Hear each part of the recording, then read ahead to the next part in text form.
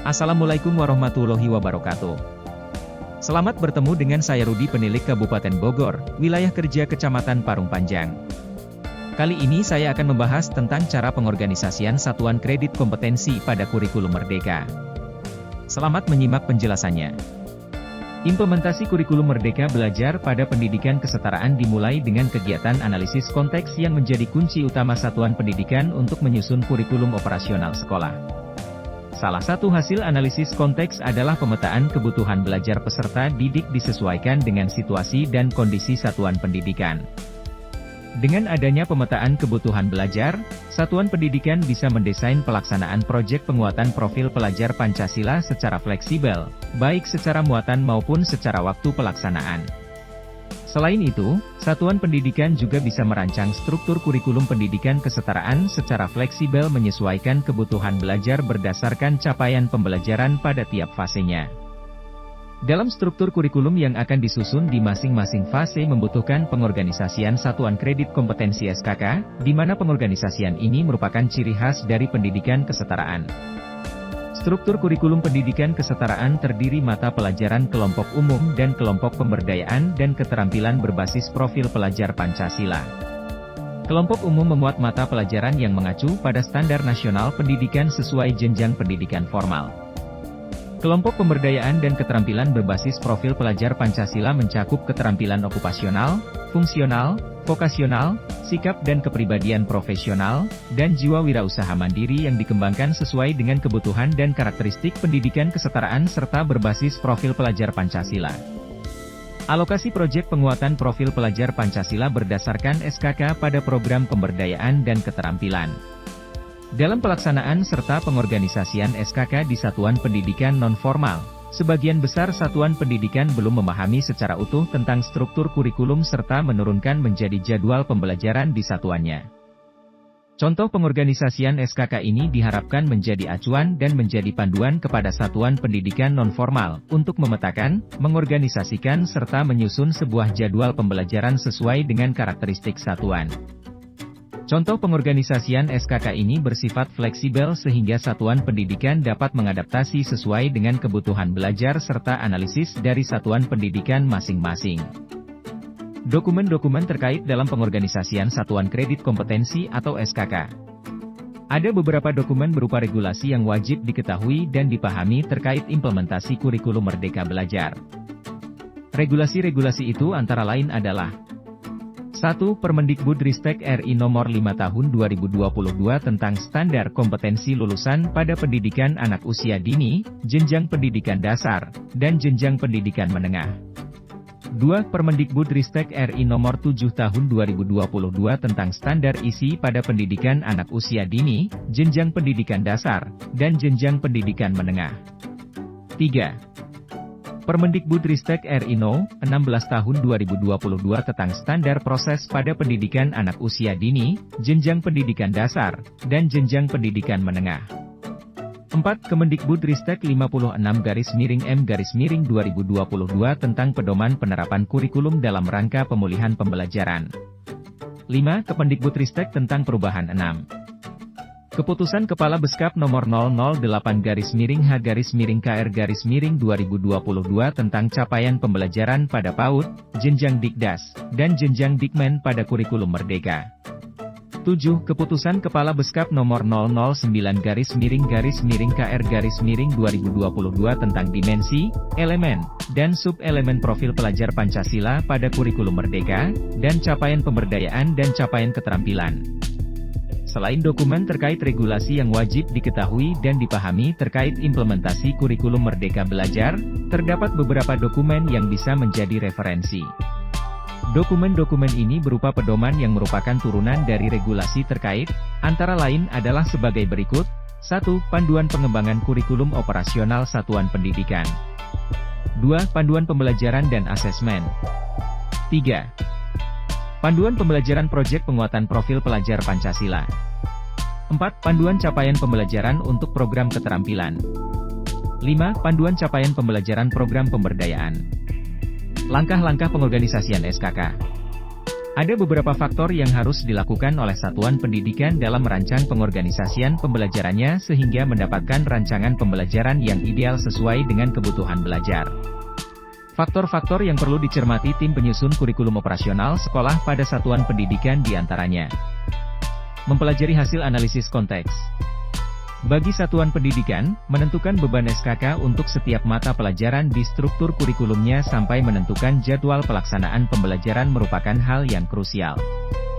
Ada beberapa yang menjadi dasar pertimbangan dalam menentukan beban SKK untuk setiap mata pelajaran, antara lain kompleksitas capaian pembelajaran pada tiap mata pelajaran, sarana dan prasarana yang tersedia, karakteristik peserta didik, dan jumlah tutor di satuan pendidikan tersebut. Namun, yang paling terpenting dalam menentukan beban SKK adalah rekomendasi dari hasil analisis konteks yang akan dikembangkan menjadi program-program unggulan. Ketika satuan pendidikan sudah menentukan program unggulan, kemudian satuan pendidikan akan melakukan identifikasi muatan materi yang terkait serta melakukan pengorganisasian SKK. Dalam skema pembagian SKK, mengingat jam tatap muka yang terbatas pada pendidikan kesetaraan, maka pembelajaran tutorial dan mandiri menjadi keharusan untuk menutup keterbatasan jam tatap muka ini. Inilah fleksibilitas pengaturan beban belajar dengan SKK.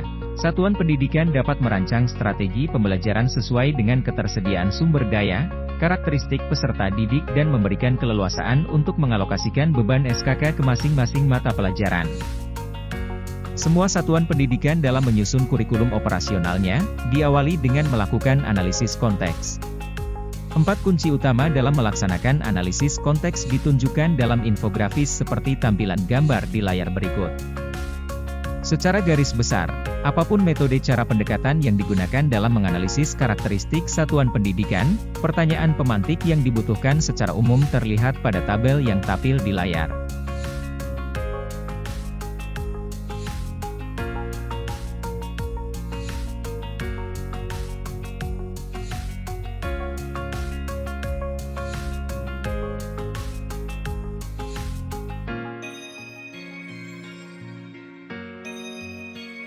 Di dalam data hasil analisis konteks di atas, poin-poin penting di analisis konteks tersebut seperti peluang, masalah kerentanan serta kebijakan-kebijakan terlihat dalam infografis sebagai berikut.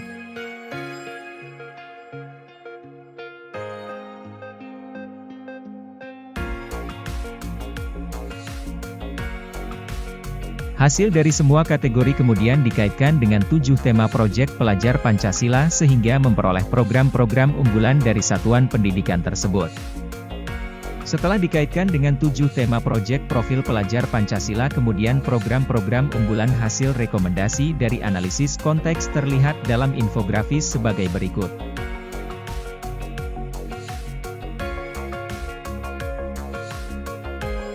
Dari simpulan yang ada di infografis di atas terlihat program-program unggulan serta proyek penguatan profil pelajar Pancasila P5. Jika dipetakan dalam pengorganisasian SKK di masing-masing fase di seluruh program kesetaraan yang dilaksanakan sebagai berikut. 1. Distribusi SKK pada program paket A hasil dari rekomendasi analisis konteks. Keterampilan unggulan ukir menjadi unggulan pada program paket A. Melihat tingkat keamanan dari keterampilan yang dipilih ini karena menggunakan benda tajam, maka keterampilan ini dimasukkan dalam struktur kurikulum untuk fase B dan fase C. Selain keterampilan ukir, dibelajarkan juga keterampilan kaligrafi. Proyek penguatan profil pelajar Pancasila P5 difokuskan kepada SKK yang ada di muatan pemberdayaan. 2. Distribusi SKK pada program paket B hasil dari rekomendasi analisis konteks. Dari infografis terlihat keterampilan unggulan untuk fase D adalah keterampilan membatik dan komputer, sedangkan untuk penguatan profil pelajar Pancasila di muatan pemberdayaannya dalam bentuk pameran hasil karya batik dan pentas seni sehingga proporsional beban SKK untuk seni budayanya bertambah untuk menunjang proyek tersebut. 2. Mempelajari struktur kurikulum. Struktur kurikulum pendidikan kesetaraan terdiri mata pelajaran kelompok umum dan pemberdayaan dan keterampilan berbasis profil pelajar Pancasila. Mata pelajaran kelompok umum merupakan kelompok umum yang memuat mata pelajaran yang disusun mengacu pada standar nasional pendidikan dan sesuai jenjang pendidikan formal serta mata pelajaran yang wajib diberikan untuk semua peserta didik. Untuk muatan keterampilan berdasarkan hasil analisis konteks sehingga sesuai dengan karakteristik satuan. Bagi satuan yang menyelenggarakan keterampilan yang belum ada capaian pembelajarannya menyusun capaian pembelajaran sesuai dengan kaidah penyusunan capaian pembelajaran. Tahap berikutnya mengorganisasikan SKK. Implementasi kurikulum Merdeka Belajar pada pendidikan kesetaraan belum bisa dilaksanakan jika satuan pendidikan belum melakukan pengorganisasian satuan kredit kompetensi SKK untuk menetapkan beban belajar setiap mata pelajaran kelompok umum dan pemberdayaan dan keterampilan berbasis profil pelajar Pancasila pada setiap fasenya sehingga belum tahu berapa beban belajar yang akan diturunkan menjadi jadwal pelajaran. Seperti yang sudah dijelaskan di awal, bahwa tahapan pengorganisasian SKK harus memperhatikan beberapa faktor penting, antara lain, analisis konteks satuan pendidikan, mencermati struktur kurikulum, menganalisis capaian pembelajaran tiap mata pelajaran, organisasi SKK, dan penyusunan jadwal sesuai dengan pendekatan yang dipilih. Lalu dilanjutkan dengan penyusunan jadwal pembelajaran. Dalam proses penyusunan jadwal, satuan pendidikan melalui tim perumus kurikulum dapat merancang jadwal sesuai dengan karakteristik dari peserta didik, sumber daya satuan pendidikan baik pendidik mata pelajaran serta ketersediaan waktu pembelajaran dari fase. Untuk mengorganisasi pembelajaran SKK satuan pendidikan dapat menentukan serta mempertimbangkan pendekatan apa yang tepat dan sesuai dengan karakteristik satuan. Di bawah ini adalah beberapa pilihan dalam pengorganisasian satuan kredit kompetensi SKK berdasarkan beberapa skema pendekatan, yaitu: poin pertama, susun skema pengorganisasian dengan pendekatan mata pelajaran. Pengorganisasian pembelajaran dengan pendekatan mata pelajaran bertujuan untuk mencapai capaian pembelajaran di masing-masing mata pelajaran. Saat perencanaan pembelajaran, tim penyusun kurikulum, pendidik dan kepala satuan pendidikan memetakan tujuan pembelajaran dari masing-masing mata pelajaran untuk merancang dan mendesain jumlah SKK yang tepat dan proporsional. Dalam mengorganisasikan SKK dengan pendekatan mata pelajaran, langkah-langkah yang perlu dilakukan satuan pendidikan, yaitu: A. Pendidik menganalisis capaian pembelajaran setiap mata pelajaran, menjadi tujuan pembelajaran sampai ke alur tujuan pembelajaran. Tim penyusun kurikulum operasional beserta pendidik mendiskusikan dalam rapat peninjauan kurikulum memetakan karakteristik dari masing-masing mata pelajaran dan mengkategorikan menjadi ringan, sedang dan berat. B. Menentukan mata pelajaran mana yang akan dilaksanakan dengan tatap muka, tutorial, serta mandiri di setiap minggunya. C. Beban SKK yang harus ditempuh peserta didik setiap minggunya harus diperhatikan sedemikian rupa, sehingga peserta didik tidak merasa terbebani dengan beban SKK yang sudah dipetakan. D. Waktu pembelajaran setiap mata pelajaran dilakukan terpisah antara satu mata pelajaran dengan mata pelajaran lainnya. Poin kedua, susun skema pengorganisasian dengan pendekatan integrasi. Pengorganisasian muatan pembelajaran SKK melalui pendekatan secara terintegrasi, diawali dengan proyek penguatan profil pelajar Pancasila yang akan dipilih. Pembelajaran integratif berfokus membangun pemahaman terhadap satu ide besar konsep. Beberapa hal yang perlu dilakukan di dalam menyusun pembelajaran dengan pendekatan integrasi yaitu: 1. Saat menyusun pengorganisasian pembelajaran, tim penyusun, pendidik dan kepala satuan pendidikan melihat tujuan pembelajaran dan merancang sebuah ide besar dari hasil analisis konteks. 2. Jadwal disusun dengan meleburkan beberapa mata pelajaran dan sudah menjadi satu unit pembelajaran integratif sesuai dengan masing-masing mata pelajaran. 3. Untuk menunjang proyek penguatan profil pelajar Pancasila tersebut, beban SKK dari masing-masing mata pelajaran umum dan keterampilan integratifnya diberikan beban SKK yang lebih. Poin ketiga, menyusun skema pengorganisasian dengan pendekatan parsial. Alokasi waktu mata pelajaran pada jadwal pembelajaran, mempertimbangkan jumlah ketersediaan pendidik, jumlah peserta didik, kompleksitas dari capaian pembelajaran dari masing-masing mata pelajaran serta pertimbangan pemilihan moda pembelajaran secara tatap muka, tutorial dan mandiri. Dengan pendekatan blok waktu, setiap minggunya bisa terjadi perubahan untuk jadwal mata pelajaran yang akan dipelajari.